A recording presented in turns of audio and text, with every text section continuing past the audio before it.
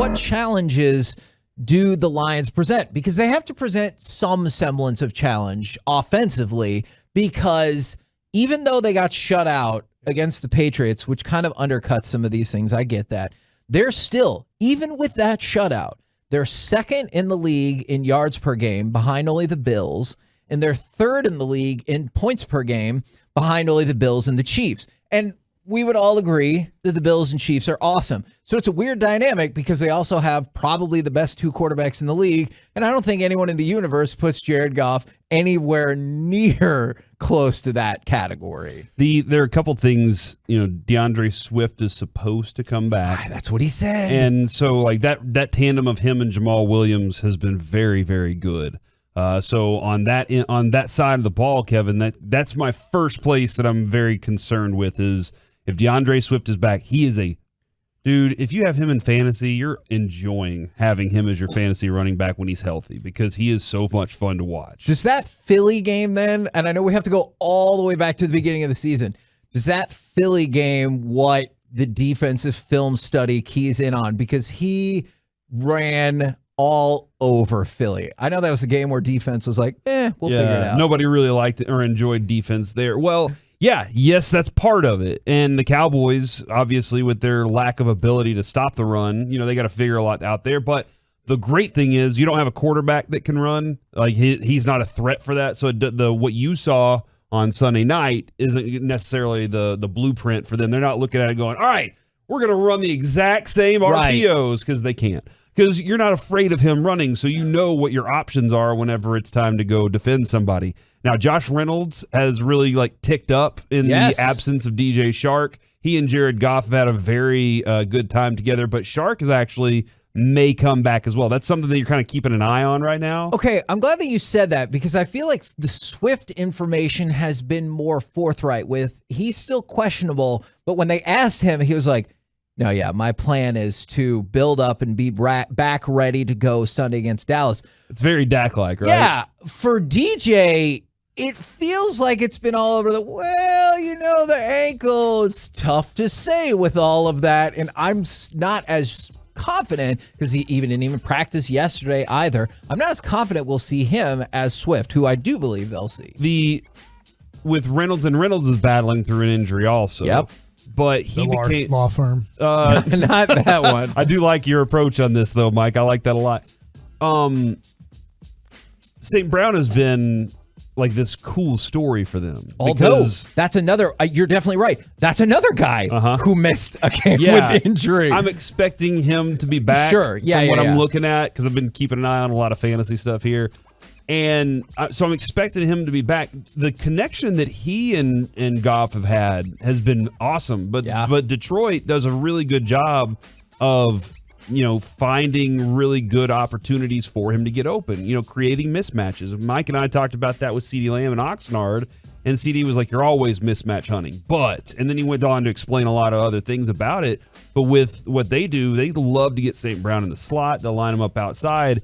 And again, with the Cowboys, you're not just saying, well, Diggs is just going to follow him. So if they say, hey, this is our mismatch that we like, they're going to try to create those as often as possible.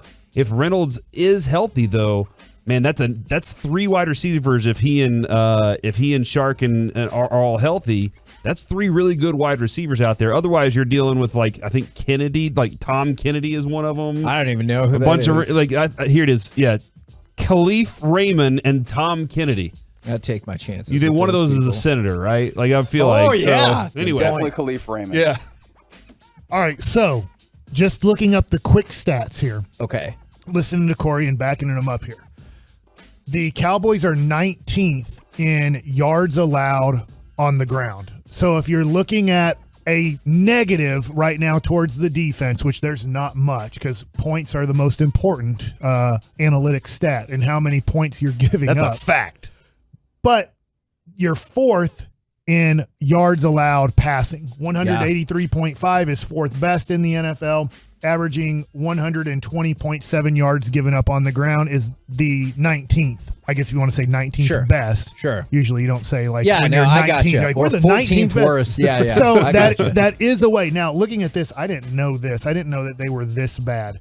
Detroit, is giving up 428.6 yards per game, the worst in the NFL, and giving up 34 points per game, the worst in the NFL. Should we expect, if the Cowboys don't score 30 in this game, are we supposed to be disappointed? No matter what the result is, are you going to, like if the Cowboys win, let's just say 27-17, are we going to say, man, our offense just took on the worst defense and still didn't get to that like 30-plus point marker? No. All right. Oh, I go for it. I will be disappointed because that's fine. My approach to this is I don't need to risk anything with Dak this week because I think that I can run over these guys. Now, if they turn it into a shootout and I have to pass, I believe I can. I believe I can do that, but I also believe that the Cowboys saw the formula of we can control a football game with the run. Now, maybe Dak's like, hey, guys, I want to show I'm back. I really do want to show y'all that I'm back, so let me run up the score on this sucker if we can. Well, so that would be like, but I think the Cowboys can win a 24-10 game this week just like they did a few other times. I think they don't have to. Yeah. No, I definitely think you're right. I think the only reason I would be disappointed is I'll double check. I'm pretty sure like 27 is the least amount of points Detroit has given up in a game. I'm not looking at individual. I'm just looking at the NFL. Yeah.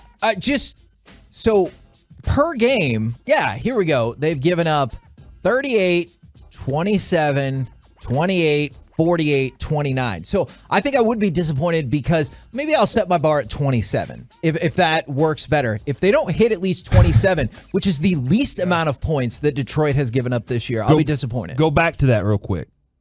What were the points that they scored in each of those games? Aside from the 27, because I think that was 0. 27, they scored 36. It was the 29 were 0. So Detroit is at 35, 36, 24, 45. So to the point about that's why I feel like put up points in those games. Teams had to. So you think we can drag them through the mud? I think that Micah and Van Der Esch and all these guys are that ticked off right now that they want to pitch a shutout. Like that's what. So I don't think you have to if you play the complementary style. But again, there could be a pick six that turns something huge. There could be Dak Prescott saying and Mike McCarthy saying, "Hey, we want to show everybody that Dak's back." Do you want a quote from Van Der Esch? Which actually I kind of want now. You know what? The more I think of it, I want to shut out and I want 37 points. We did it! Here's a quote from Van Der Esch. You're sitting in choppy seat. That's the only thing that's acceptable to him is you got to score 40 because if you do play Buffalo or Kansas City in the Super Bowl, you're preparing for that. Nobody else. Is Van Der Esch said, we worry about us, not them. That's what we try to do most every single week. Worry about us. It's ultimately about us. But check this out.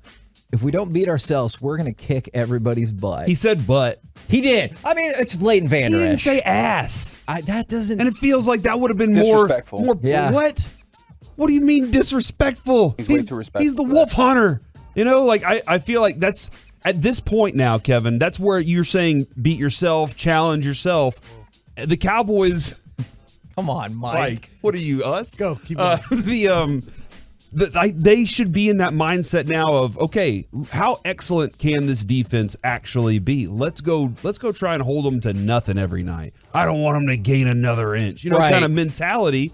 And then this offense should say, okay, now it's time to just blow the doors off this thing. Well, the good thing is, oh my God. And I see multiple people texting this in from the 469. This is a trap game. From the 972, the Lions are better than you think. And then from another 469, the Lions are better than their record. This is a trap game. Is Mike McCarthy literally talked about that. He said, I don't view this as a trap game. He said it's a prime example of what an uncommon opponent looks like, and their offense has been extremely productive thus far. He finished it out with, the reality of the league is we don't fall into the trap of looking at their record. And I think that's a good thing to say. I wonder if that's human nature, but I appreciate him saying that. I think it's human nature, and I know that we talked about this during a meeting. I think Corey might have a point of, I wonder if more of a trap game is Chicago because the next game is at Green Bay. And you can kind of look at that opponent going, ooh, that's going to be a tough opponent. This one's an easy one. I'm just wondering if because next week's opponent is even worse. I know not record-wise, but I feel like Chicago's worse than Detroit. is you're not looking forward to anything at this point because the next week's just as bad of an opponent. But I do feel like this is an Admiral Akbar game. I think that's what we should call it from now on. Instead of a trap game, an Admiral Akbar game. I support that 100%. All right, so I don't know if you ever got the speech of we're not playing against an opponent this week, we're playing against us. Let's go. Yeah. And I think it is different in baseball just because of 162 games. I'm curious if McCarthy wants to give that speech this week. Look, we got 2 games that might be this. Let's challenge. I want y'all to let's set these goals. We want to hold them under 0 points. And we want to score 37. Now, how are you guys going to do that this week? This is what I'm holding you to. And I don't know how guys respond to that because maybe guys are like, you know what? I need a goal this week.